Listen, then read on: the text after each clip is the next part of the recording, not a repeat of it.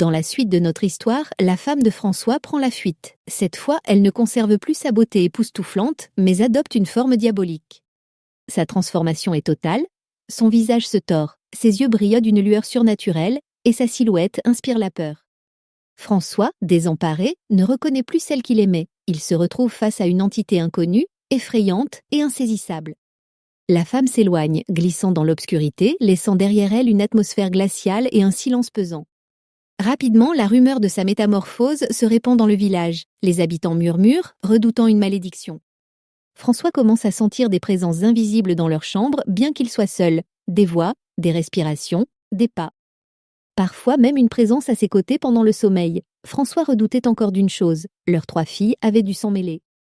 Leur mère viendrait-elle peut-être les chercher un jour? Le mystère et la peur persistent, enveloppant le village dans une obscurité croissante. Les murmures se poursuivent dans l'air. François doit désormais s'occuper seul de ses 3 filles. Cette nouvelle réalité marque un tournant décisif dans sa vie et celle de sa famille. Ces filles, chacune à un stade différent de leur développement, grandissent et font face à de nouveaux défis scolaires et personnels. La gestion du quotidien repose désormais sur François. Il doit organiser les repas, les activités et veiller à l'équilibre de ses enfants. L'accompagnement scolaire devient une priorité. François consacre du temps à chaque fille pour soutenir leur apprentissage et leur autonomie. Malgré les difficultés, la complicité entre les sœurs se renforce. François encourage les moments de partage et de détente en famille. Lorsque les enfants demandaient à François leur mère, il leur disait que leur mère était morte, point. Le sang de djinn dans les corps des enfants commence à se manifester. François sent un danger. Il alla voir un imam, homme pieux, qui maîtrisait bien le Saint-Coran dans le village. François partage ses inquiétudes concernant ses filles avec l'imam qui l'écoute attentivement et offre sage conseil lors de cette rencontre.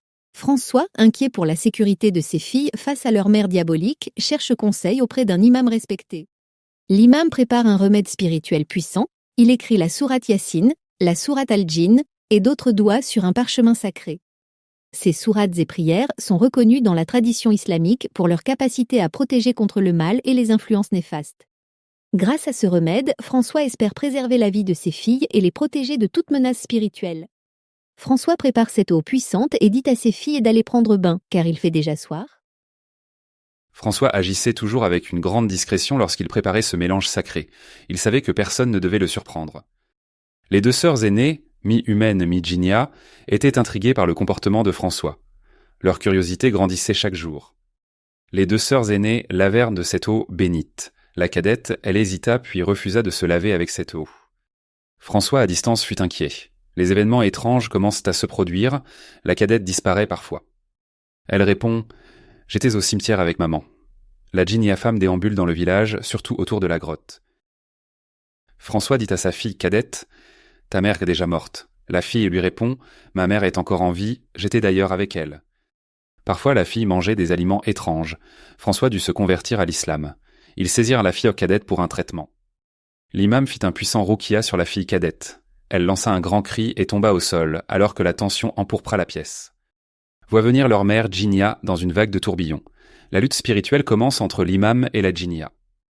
La Djinnia, de plus en plus impuissante, déclara « Je ne reviendrai plus jamais », et elle disparut dans un nuage obscur. Plus tard, les filles de François, père de 3 filles, a récemment pris une décision importante. Il s'est converti à l'islam avec toute sa famille. Leur cheminement a commencé par la découverte des textes sacrés et des valeurs de l'islam, qu'ils ont étudiés ensemble.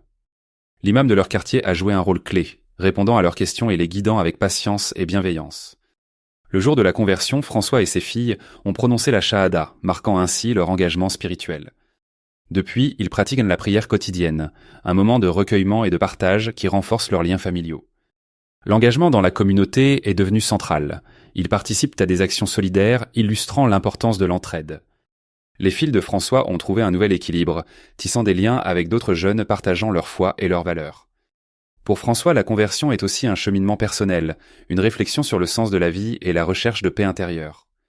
Aujourd'hui, François et ses filles vivent leur foi dans le respect, la sérénité et l'ouverture, témoignant que chaque chemin spirituel est unique. Les filles de François poursuivent assidûment leurs études, déterminées à réussir dans un environnement en pleine mutation. L'éducation reste une priorité pour la famille, malgré les changements sociaux et religieux qui s'opèrent dans le village. En parallèle, les préparatifs de mariage avancent. Les familles s'impliquent activement dans l'organisation des cérémonies à venir.